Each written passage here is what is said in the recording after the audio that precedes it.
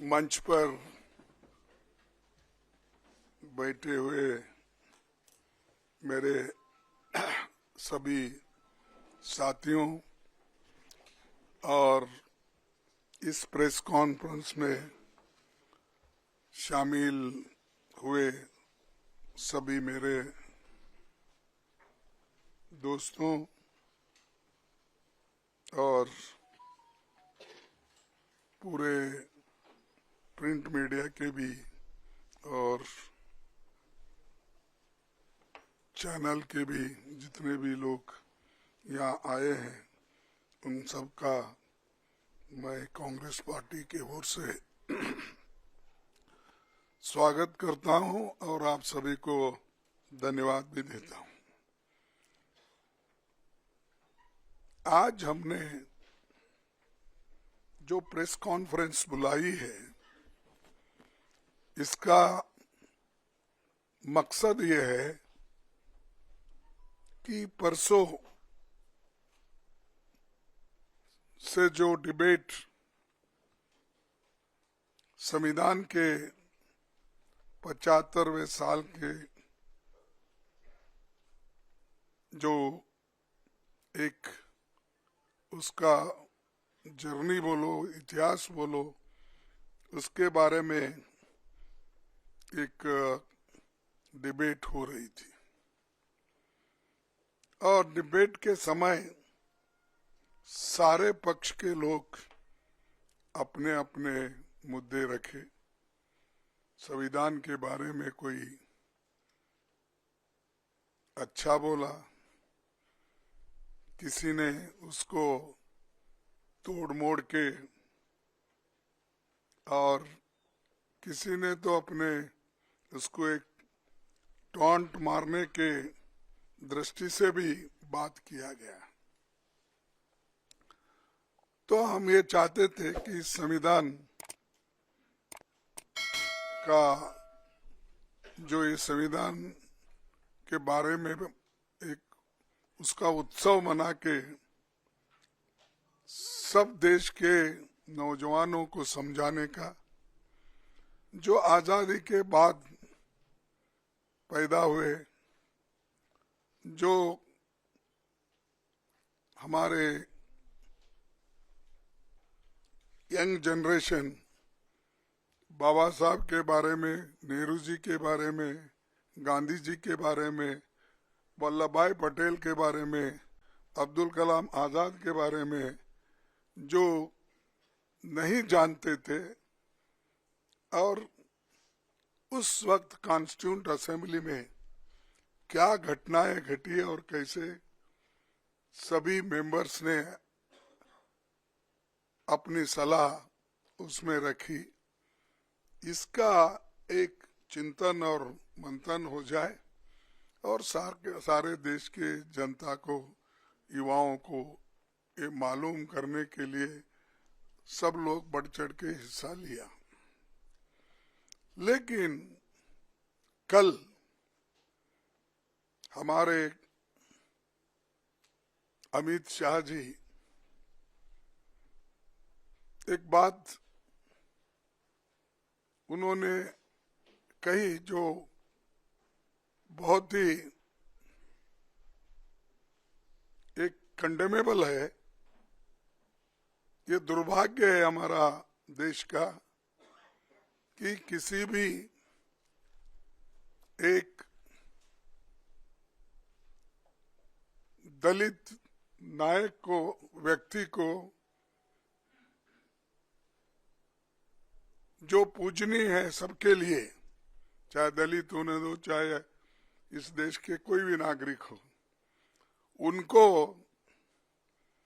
Insult करने की, उनको उनके बारे में टॉन्ट मारने की और अपोजिशन पार्टी के तरफ देखकर वो कहने का कि रोज उठ के आप क्या लगाए हो, डॉक्टर अंबेडकर अंबेडकर अंबेडकर अंबेडकर अंबेडकर। अगर इतना ही नाम भगवान का अगर आप लेते तो आप 7 बार 7 जन्मों का 7 जन्मों का स्वर्ग उनको आपको प्राप्त होता था। मुझे ये मजबूरन कहना पड़ता है कि ये लोग संविधान को नहीं मानते। स्वर्ग और नर्क की जब बात करते हैं तो ये मनुस्मृति की बात करते हैं। इसमें ही लिखा है कि क्या क्या स्वर्ग है, क्या क्या कौन से जाति कहाँ जाएंगे, क्या पढ़े तो क्या हो जाएंगे। ये मानसिकता मोदी सरकार के कैबिनेट मिनिस्टर्स को और मोदी साहब को भी है, और उसी ढंग से उनके जो गुरु है, जो गोलवलकर गुरु जी या दूसरे जो भी है उनके फाउंडर्स, ये सब लोग, वो लोग भी यही बात बोलते थे। वो उनकी कोई गलती नहीं, जैसे स्कूल में पढ़ते हैं उस स्कूल का नियम उनको पालना पड़ता, उसीलिए उन्होंने ये पाला। बार बार ये भी कहते हैं कि हमने, कांग्रेस वालों ने इंसल्ट किया अंबेडकर का, तो मैं तो पार्लियामेंट में पूरा बोल दिया हूँ किस ढंग से वो कांग्रेस को नीचा दिखाने के लिए, नेहरू जी को नीचा दिखाने के लिए, गांधी फैमिली को नीचा दिखाने के लिए वो बात करते थे। वही बात उसी ढंग पे फिर कल भी उन्होंने किया। लेकिन मुझे ताज्जुब हुआ, जो व्यक्ति ऐसी बातें बोल रहा है और सारे देश में टीवी पे ये बातें लाइव चल रही है, उनको प्रधानमंत्री बुला के टोकने के बजाय, अरे भाई ये ठीक नहीं है, बाबा साहब के बारे में तो हम खूब तारीफ करें, बहुत सी बातें बोले, लेकिन आपने क्यों ऐसा बोला? जिस आइडियोलॉजी को डॉक्टर अंबेडकर नहीं मानते, स्वर्ग या नर्क की बात उन्होंने कभी कही नहीं, वो बातों को लेकर उनके होम मिनिस्टर बात करते हैं। तो मोदी साहब उनको डिफेंड करने के लिए अब 6 ट्वीट उन्होंने किया, 6-7 मुझे मालूम, 6 ट्वीट्स उन्होंने किया। क्या जरूरत थी? अगर आप बाबा साहब के बारे में अगर कोई गलत बोलता है, उसको अपने कैबिनेट से निकाल देना चाहिए था, ये नहीं चलेगा। लेकिन दोनों बड़े गहरे दोस्त हैं, एक दूसरे के पाप को सपोर्ट करते हैं, और इन्हों अगर कोई पाप किए तो वो सपोर्ट करते हैं, उन्हों अगर कोई पाप किए या गलत बोले तो मोदी साहब सपोर्ट करते हैं। तो इसलिए मैं ये जानना चाहता हूं मोदी जी के ओर से, जो व्यक्ति और जिस संविधान की आप यहाँ पर जो चर्चा कर रहे हैं, इस ग्रंथ को पवित्र मानकर आप सबको कह रहे हैं, हालांकि ये संविधान उन्होंने कभी इसको सम्मान नहीं दिया। इसका तो बीच में मत बोलो, इसमें तो उन्होंने तैयार होते ही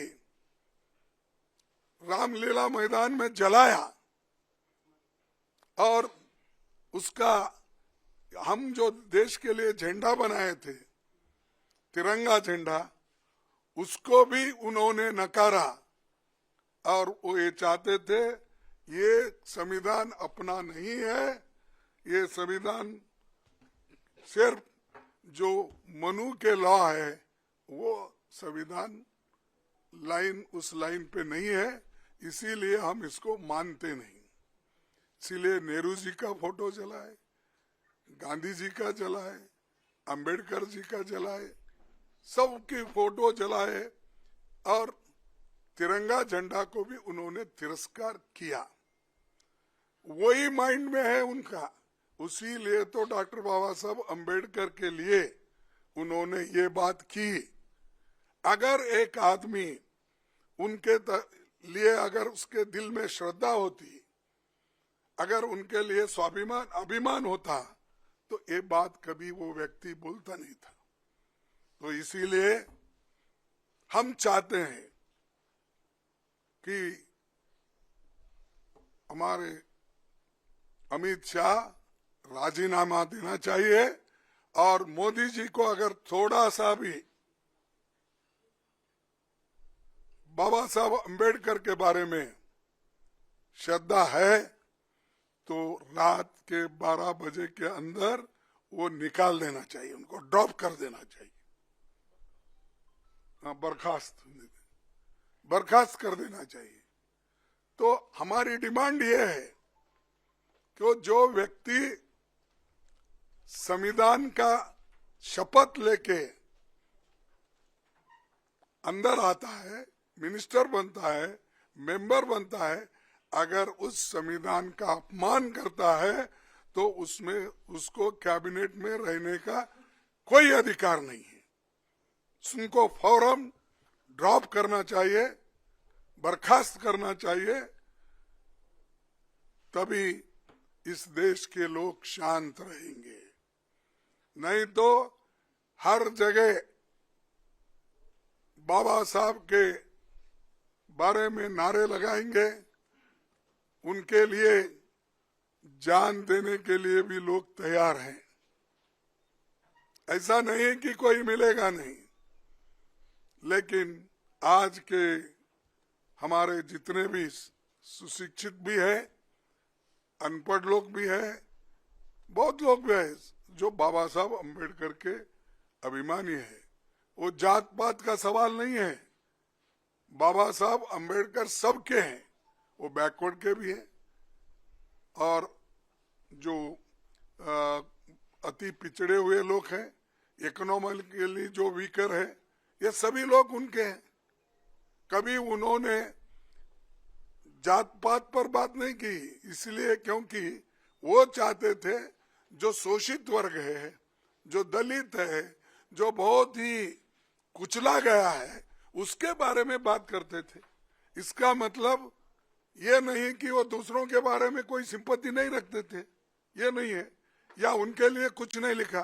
अरे डॉक्टर बाबा साहब अम्बेडकर संविधान में तो 2 कलम, आर्टिकल 3 रिजर्वेशन के है ना, 15(4) और 16(4) का तो सबको लागू है, लेकिन रिजर्वेशन का बोल रहा हूं मैं, जो है इसमें मैं आपको बताऊंगा। वो सिर्फ उतने कॉलम छोड़ के, आर्टिकल छोड़ के, बाकी सभी आर्टिकल्स सबके लिए है। फंडामेंटल राइट्स क्या शेड्यूल कास्ट को ही है, freedom of expression schedule caste को ही है, और फ्रीडम ऑफ मूवमेंट उन्हीं को है। अरे वो तो इक्वालिटी चाहते थे, और महिलाओं की सबके लिए जिस मनुस्मृति में महिलाओं के लिए कोई जगह ही नहीं है, उसकी तारीफ करते मोदी जी फिर रहे और शाह फिर रहे।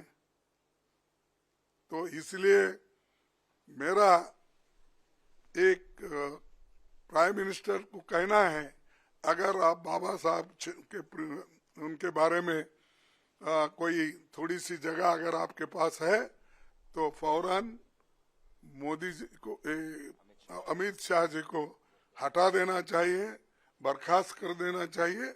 और अगर नहीं करते ये तो सब बाबा साहब अम्बेडकर के लिए जो बोल रहे हैं ये सब नाटक है, ड्रामा है, ये मैं कहूँगा।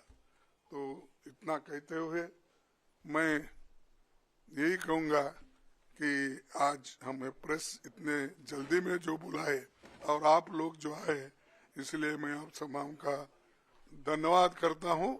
और वो देश के सामने एक तो हम पूछ रहे हैं उनको मोदी जी बर्खास्त करना, एक पूछ रहे हैं हम देश के लोगों से माफी मांगना, या कोई दलितों का या दूसरों का नहीं, देश के लोग जो सब जिनका संविधान के ऊपर विश्वास है, और इस देश के लोगों से माफी मांगकर और वो राजीनामा देकर बाहर आना चाहिए, और अगर नहीं देते तो मोदी जी उनको आज किसी ना किसी तरह से बर्खास्त करना चाहिए। यही मेरी आप सब लोगों से विनती है।